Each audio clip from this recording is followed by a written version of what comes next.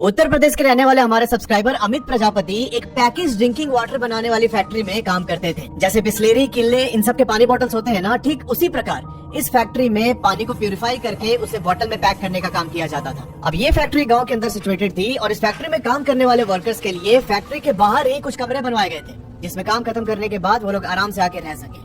अमित बताते हैं कि एक दफा इनकी नाइट शिफ्ट चल रही थी। फैक्ट्री के अंदर मौजूद मशीन्स की तेज आवाज के कारण किसी और चीज की आवाज बहुत ज्यादा क्लियर सुनाई नहीं पड़ती। अब इसी बीच मशीन ऑपरेट करते हुए देर रात इनको ना किसी के पुकारने की आवाज सुनाई पड़ती है। वो एकदम धीमी सी फेडेड आवाज थी, पर इनको इतना समझ आ रहा था कि कोई इनका नाम लेके इनको पुकार रहा है। अब जब अमित ने एकदम ध्यान से सुना तब इन्हें पता चला कि वो आवाज फैक्ट्री के जस्ट पीछे जो गेट बना हुआ है उसके बाहर से आ रही है। यहाँ पर अमित को लगा कि शायद कोई साथ में काम करने वाला होगा, मे भी उसको मेरे किसी तरीके की मदद की जरूरत होगी। अब ये सोचकर अमित ने काम छोड़ा और चुपचाप उस पीछे वाले गेट की ओर जाने लगे कि आखिर इस टाइम पर उन्हें आवाज कौन दे रहा है। और भाई साहब, यहीं से कैसे भयानक चैप्टर की शुरुआत होती है, जिसने वहाँ काम करने वाले लोगों को अंदर से हिला के रख दिया एकदम।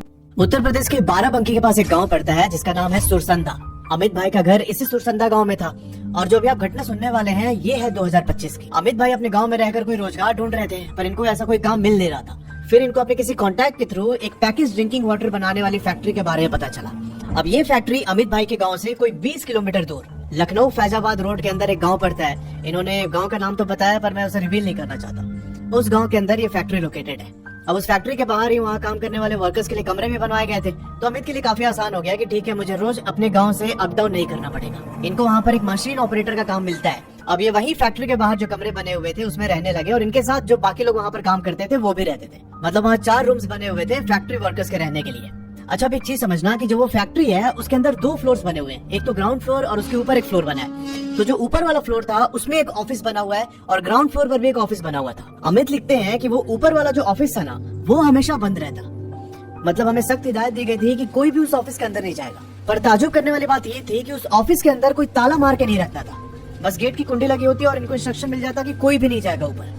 अच्छा, ये ऑफिस जो कंपनी के मालिक है उनके भाई की है और जो दूसरा वाला ऑफिस था ग्राउंड फ्लोर पर, ये कंपनी के मालिक की है। कंपनी के मालिक कभी कभी आते वहाँ पर देखने के लिए और परमानेंट बेसिस में उन्होंने एक सुपरवाइजर रख रखा था। अब जब से अमित ने वो नौकरी ज्वाइन की थी उसके 1 महीने तक इन्होंने डे शिफ्ट में काम किया। 1 महीने के बाद इनकी शिफ्ट चेंज होकर रात की हो जाती। अमित बताते हैं कि एक रात ऐसे ही मैं फैक्ट्री के अंदर बॉटल ब्लोइंग मशीन पे काम कर रहा था। इस मशीन से बॉटल बनाए जाते हैं और इसे जनरली 2 लोग ऑपरेट करते हैं, पर उस दिन एक बंदा नहीं आया था तो अमित अकेले ही उस मशीन पर काम कर रहा है। अब एक चीज समझना कि फैक्ट्री के अंदर जहाँ मशीन रखी गई है उस मशीन से थोड़ी दूर पर पीछे की ओर जो फैक्ट्री का वॉल है उसी वॉल से लगा हुआ एक गेट है।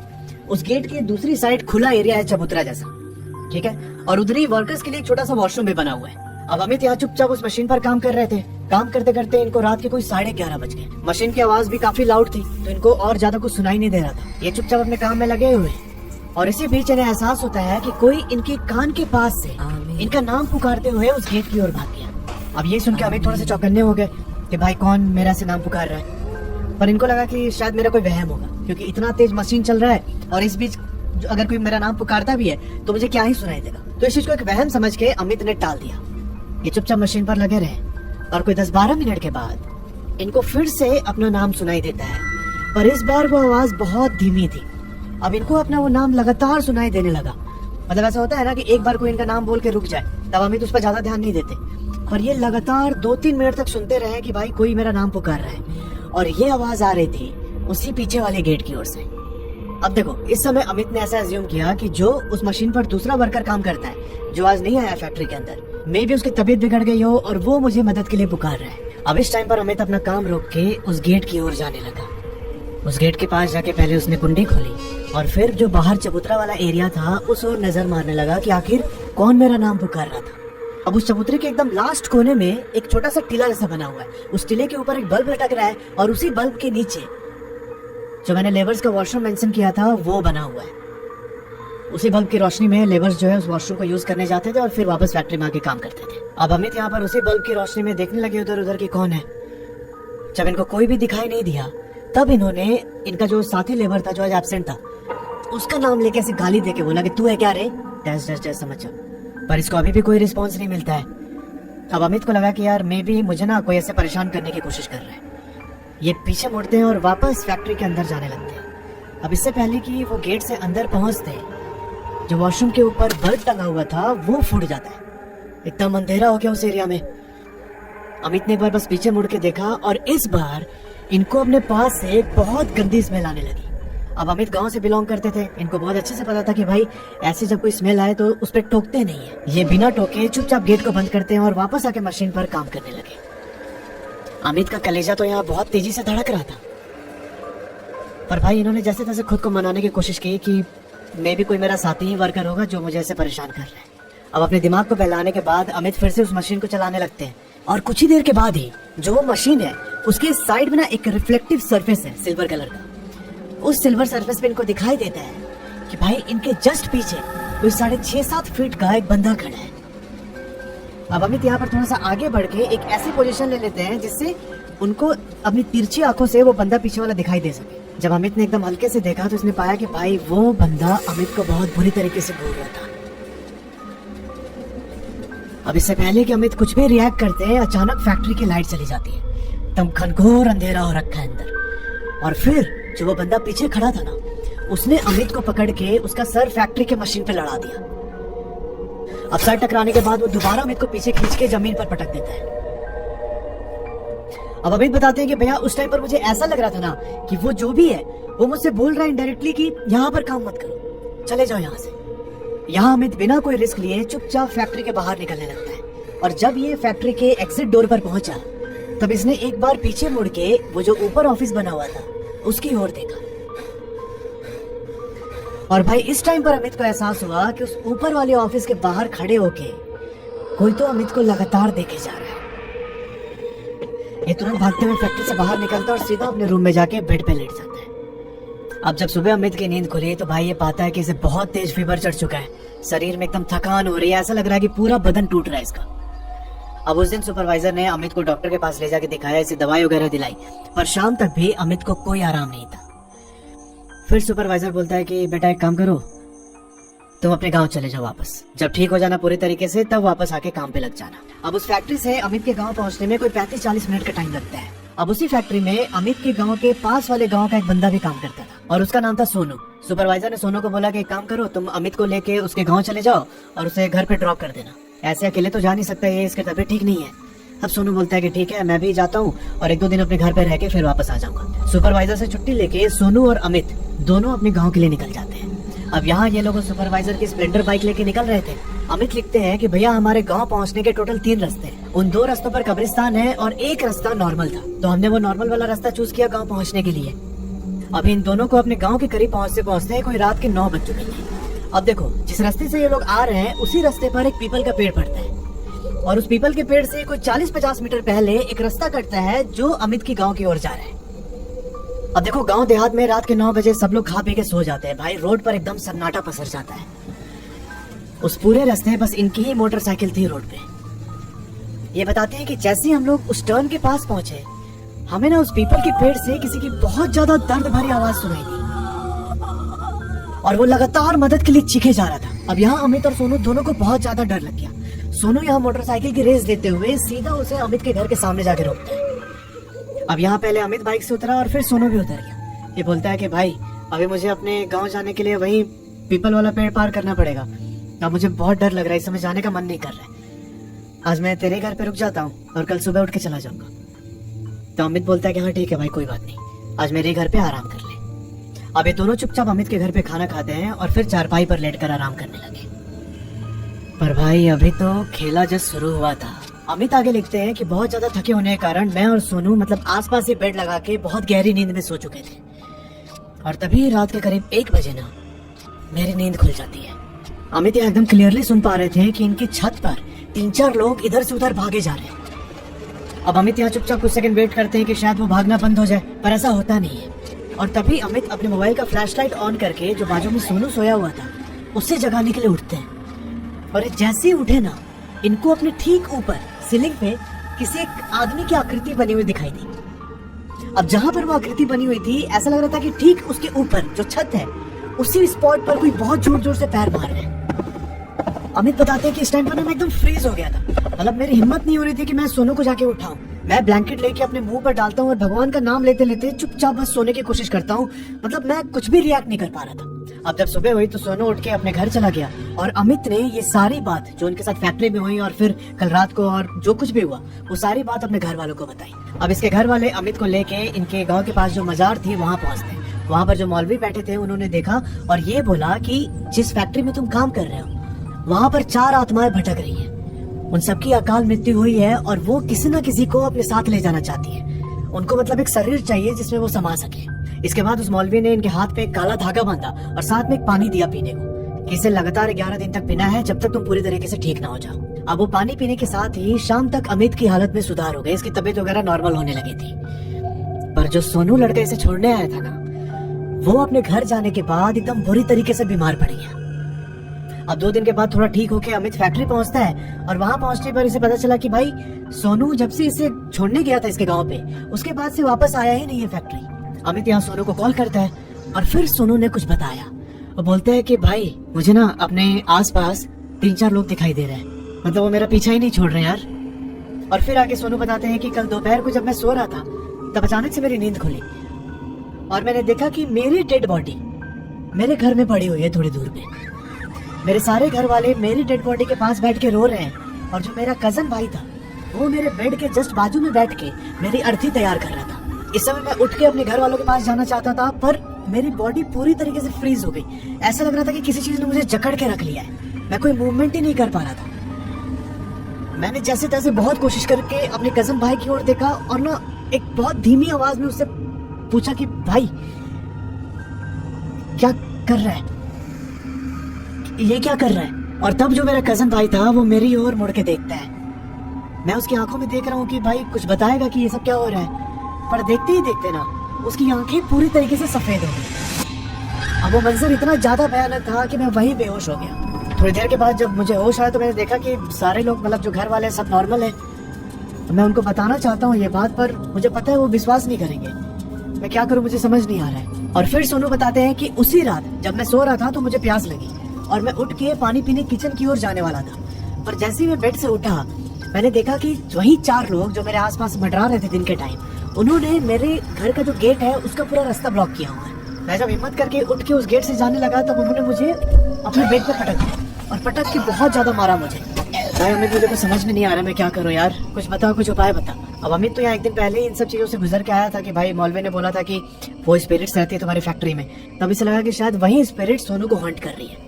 अमित यहाँ अगले ही दिन सोनू के घर पे पहुंचता है और फिर सोनू ने यहाँ अमित को अपनी पीठ दिखाई। भाई अमित देखता है कि उसके पीठ पर बहुत ज्यादा चोट के निशान है। ये भी देखा कि किसी ने अपने नाखून से बहुत तेज स्क्रैच कर रखा है उसके पीठ के ऊपर। अमित यहाँ सोनू को बोलता है कि भाई काम कर, तू फटाफट चल मेरे साथ, मेरे गांव के पास जो मजार है वहाँ पर वो मौलवी बाबा बैठते हैं, वो ठीक कर देंगे। अमित यहाँ सोनू को लेकर उस मजार पे पहुंचता है और फिर जब मौलवी ने सोनू को अपने सामने बैठाया, अपनी क्रिया स्टार्ट की, तब सोनू के अंदर से 5-6 लोग एक साथ बोलने लगे और वो इतनी भयानक आवाज में बोल रहे थे कि मौलवी भी एक टाइम के लिए एकदम सतर्क हो गया। वो बोलता है कि देखो ये ना जो भी है इसके अंदर बहुत ज्यादा पावरफुल है और मेरे बस की बात नहीं है। मैं एक तांत्रिक का पता देता हूँ, उनसे जाके तुम लोग दिखाओ, वो शायद सोनू को ठीक कर पाए। अब यहाँ अमित के एक चाचा, सोनू और सोनू के भैया, ये 4 लोग पहुंचते हैं उस तांत्रिक के पास। वो तांत्रिक सोनू को एक घेरे में बैठाता है और भाई जैसे उसने अपनी क्रिया स्टार्ट की ना, सोनू ऐसे एकदम हवा में उठ गया और उन्हीं 4-5 लोगों की आवाज में बहुत गंदी गंदी गालियां देने लगा तांत्रिक को। तब तांत्रिक ने बोला कि परसों अमावस्या है, आप इसको परसों लेके आइएगा, तब मैं क्रिया करूंगा। और उस क्रिया को करने के लिए कुछ सामग्री लिखी और बोला कि साथ में 4 मुर्गे भी लाइएगा, उन मुर्गों की बलि देनी होगी मुझे। और इन 2 दिनों के लिए उसने सोनू के कमर में एक काला धागा बांध दिया। हमारे साइड शायद उसको नाड़ा बोलते हैं। वो नाड़ा बहुत कस के इन्होंने सोनू के कमर में बांधा और जो इसके साथ इसके घर वाले आए हुए थे उनको बोला कि किसी भी हालत में इसको अकेले मत छोड़िएगा आप लोग, जब तक मैं पूरी क्रिया खत्म ना कर दूं। अब उस दिन तांत्रिक से मिलके ये लोग सोनू को लेके वापस घर आ जाते हैं और अमित चला जाता है फैक्ट्री में दोबारा काम करने के लिए। अभी उस तांत्रिक क्रिया में 2 दिन का समय था और अमित के सुपरवाइजर ने बोला कि देखो सोनू तो ऐसी छुट्टी पर है तो तुम भी छुट्टी पर मत जाओ, तुम आके एटलीस्ट काम कर लो ताकि ये फैक्ट्री का जो हमारा पूरा प्रोसेस है ये इंटरप्ट ना हो। अब यहाँ सुपरवाइजर ने अमित को बोला कि तुम ना अभी डे शिफ्ट में ही काम करो, जब पूरी तरीके से ठीक हो जाओगे तब मैं देखूंगा कब तुमसे रात में काम करवाना है। अब उस दिन सुपरवाइजर क्या करता है कि जो भी वहाँ पर वर्कर्स थे उनको सब इंस्ट्रक्ट करता है कि ऐसे ऐसे करना, मुझे किसी काम से लखनऊ जाना है और मैं शाम तक वापस आऊंगा। ये बोल के सुपरवाइजर लखनऊ चला गया। अब देखो जो भी सोनू और अमित ने एक्सपीरियंस किया था ये बात वहाँ के वर्कर्स में फैल चुकी थी अच्छे से एकदम। तो सुपरवाइजर के जाने के बाद अमित बाकी 2 वर्कर से बोलता है कि भाई वहाँ ऊपर वाले ऑफिस में एक बार चल के देखते हैं यार, मुझे पता नहीं क्यों ऐसा लगता है कि वहां पर ना कोई रहता है, और कभी कभी मुझे ऐसा ही फील हुआ कि वो मतलब ऊपर से हम लोगों को देख रहा है। इसके बाकी दोनों वर्कर्स से भी एडमिट किया कि भाई सेम हम लोग को भी यही फील होता है। अभी अमित बोलता है कि पर ये बात सुपरवाइजर या किसी को भी पता नहीं चलना चाहिए। ये तीनों सीधा उस ऑफिस से पहुंचते हैं जो ऊपर वाले फ्लोर में था। अमित बताते हैं कि उस ऑफिस की सिर्फ कुंडी लगी थी, तो कुंडी खोल के हम तीनों अंदर घुस गए। अब उस ऑफिस के हर तरफ एकदम धूल जमा हुआ था। हमने तो आज तक किसी को भी ऑफिस के अंदर आते जाते नहीं देखा, पर जब हम वहां पहुंचे तब भाई हमने पाया कि जो ऑफिस का चेयर है ना, उस पर किसी के पैरों के निशान थे। अभी हमको समझ ही पाते हैं कि इससे पहले ही ऑफिस के अंदर का पंखा चालू हो गया। अब भाई जैसे ही पंखा चालू हुआ हम तीनों बहुत ज्यादा डर गए, क्योंकि हम में से किसी ने भी फैन को ऑन नहीं किया था। ये लिखते हैं कि उस पूरे ऑफिस का एटमॉस्फेयर इतना भारी था, इतना ज्यादा डरावना लग रहा था कि हम वहां ज्यादा देर रुक ही नहीं पाए। अब ऑफिस से निकलने से पहले हमने वो फैन ऑफ करने की कोशिश की, पर स्विच ऑफ करने के बाद भी वो फैन बंद नहीं हुआ। हम तीनों को लगातार उस ऑफिस में किसी चौथे आदमी की प्रेजेंस फील हो रही थी। हम बिना टाइम गंवाए सीधा ऑफिस से बाहर निकलते उस कुंडी को लॉक कर दिया जैसे वो पहले लॉक था। अब ये चुपचाप वापस नीचे आके मशीन पर दोबारा काम करने लग गए, और इस घटना के बारे में इन्होंने किसी से भी कोई जिक्र नहीं किया। अब ये आज का दिन पूरा ऐसे निकलता है, और अगली रात को मतलब जो नेक्स्ट डे होगा उसका जो रात पड़ेगा वो अमावस्या की रात है, और उसी रात को वो तांत्रिक सोनू के ऊपर क्रिया करने वाला था, जिससे उसे उन आत्माओं से मुक्ति मिल जाए। अब सुनना क्या होता है। अब देखो, जैसे मैंने आपको बताया था कि फैक्ट्री के जस्ट बाहर रूम बने हुए हैं वहाँ के वर्कर्स को रहने के लिए, तो उन्हीं एक रूम में फैक्ट्री के अंदर साफ सफाई करने वाली एक दीदी भी रहती थी। उन दीदी का एक बेटा साथ में ही रहता था। अब अगली सुबह जब अमित और उसके बाकी साथी अभी सो ही रहे थे कि अचानक इनको अपनी उस दीदी के चिल्लाने की आवाज सुनाई दी। एकदम सुबह सुबह का टाइम था, उस दीदी के चिल्लाने की आवाज सुन के इन सबकी नींद खुल जाती है। अब ये सब जैसे उठ के बाहर निकले तब ये देखते हैं कि दीदी अपने बेटे को लेके वहीं बाहर बैठी हुई है। उनका बेटा बेहोश पड़ा है। इन लोगों ने उनके बेटे के मुंह पर पानी का छींटा मारा और उसे ले जाके बेड पे लेटाया, और कोई आधे घंटे के बाद उस लड़के की आंख खुली। आंख खुलने पर उस बच्चे ने बताया कि सुबह उठकर वो फैक्ट्री के पीछे जो बेसिन बना हुआ है वहाँ खड़े होकर ब्रश कर रहा था। अभी ज्यादा उजाला हुआ नहीं था, सुबह के 5 ही बज रहे थे, और तभी वो बच्चा देखता है कि इसकी ओर ना एक बहुत ही लंबा चौड़ा आदमी, उसके एकदम नाखून बड़े हुए, बाल एकदम लंबे लंबे, ये चेहरे का एक साइड पूरा काला, वो इसकी ओर एकदम धीरे धीरे बढ़ रहा था। अब जैसे उस लड़के ने उस आदमी के भयानक चेहरे को देखा, ये वहीं पर चिल्ला के बेहोश हो गया। अब चिल्लाने की आवाज सुनकर दीदी पहुंची अपने बेटे को देखने, तब ये पाते हैं कि इनका बेटा बेसिन के पास बेहोश पड़ा हुआ है। अब पहले से ही दीदी ने इतना कुछ सुन रखा था कि भाई यहाँ अमित और सोनू के साथ ऐसा ऐसा हो रहा है, और मतलब फैक्ट्री के अंदर ये माहौल है। तब इन्होंने डिसाइड किया कि भाई मैं यहाँ पर नहीं रहूंगी, और ये उसी दिन अपने बेटे को लेके गांव चली जाती है। अभी देखो, सुबह सुबह ये सब हुआ, और आज रात को ही वो तांत्रिक सोनू के लिए क्रिया करने वाला था। शाम तक काम वाम खत्म करके, जैसा तांत्रिक ने बोला था, 4 मुर्गे को लेकर सोनू के और अमित के घर वाले पहुंचते उस तांत्रिक के पास। तांत्रिक यहाँ फिर से सोनू को सर्कल के अंदर बैठाता और उसने क्रिया शुरू की। अब क्रिया खत्म होने के बाद उसने 4 मुर्गों की बलि दी। अब जैसे ही मुर्गों की बलि दी ना, भाई साहब ये सब लोग देखते हैं कि सोनू अपनी जगह से उठ के कच्चा ही उन 4 मुर्गों को खा गया। मतलब ऐसे मांस को फाड़ फाड़ के खा रहा था जैसे कितने सालों से भूखा हो। तांत्रिक ने अपनी क्रिया खत्म की और बोला कि देखो, अभी के लिए तो मैंने उन आत्माओं को जो है बांध दिया है अपने मंत्रों द्वारा। मैं फिलहाल कुछ मिश्री के दाने दे रहा हूँ, और ये मिश्री रोज सुबह सुबह सोनू को खिलाना है, और ठीक अगली अमावस्या को मैं 4 और तांत्रिक को लेके आऊंगा और हम एक बड़ी पूजा करेंगे। उसके बाद ही सोनू को पूरी तरीके से इन सबसे मुक्ति मिल सकती है। अब भाई पूरा झाड़ फूक होने के बाद ये लोग सोनू को घर लेके आते हैं। घर पर ही उसकी देखरेख स्टार्ट हो गई। 2 दिनों तक सोनू ने वो मिश्री खाया, इसकी हालत थोड़ी नॉर्मल रही, पर तीसरे दिन से इसे बहुत तेज फीवर चढ़ जाता है। और भाई जैसे जैसे दिन पास हो रहा था, इसकी हालत और ज्यादा बिगड़ती गई। 5वें 6ठे दिन आते आते सोनू ना एक अलग ही आवाज में अपने घर वालों से बात करने लगा। घर वालों को ऐसा लग रहा था कि भाई ये इनका सोनू है ही नहीं, कोई और ही इसके अंदर से बोल रहे हैं। अब एकदम ये चिड़चिड़ा सा रहने लगा। कभी कभी दोपहर में जाके अपने बिल्कुल छत के एज पे खड़ा हो जाता।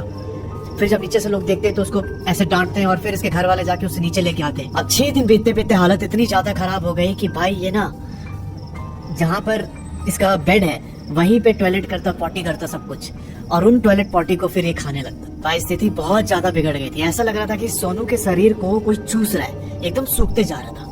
अब इसी बीच इसके घर वाले बात कर रहे होते कि तांत्रिक ने तो अमावस्या की रात बोला है क्रिया करने के लिए, उनके इस क्रिया में अभी काफी दिन है, तो हम लोग कल किसी अच्छे पंडित को घर पे लेके आते हैं और उनसे बोलते हैं कि सोनू पे अपना कुछ क्रिया करके इसे नॉर्मल करें। अब ये सब बात शाम को डिस्कस करने के बाद सोनू के घर वाले रात को खाना खा के सो जाते हैं। सोनू की जो माँ थी वो इनके साथ ही सो रही थी। अब अगली सुबह सब लोग सो के उठे, पर भाई सोनू नहीं उठा। ये लोग देखते हैं कि सोनू की डेथ हो चुकी है। वो जो भी स्पिरिट थी सोनू के अंदर, वो इनके प्लानिंग को सुन रही थी कि अगले दिन एक पंडित लेके आने वाले मेरे ऊपर क्रिया करने के लिए। बाद में इन लोगों ने फोन करके तांत्रिक पंडित सबको बुलाया। उनको लगा कि शायद हम कुछ करेंगे, मतलब ये लोग कुछ क्रिया करेंगे तो इनका सोनू उठ जाएगा।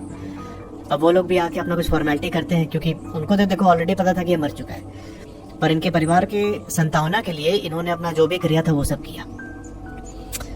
पर कोई फायदा नहीं हुआ भाई, सोनू जा चुका था।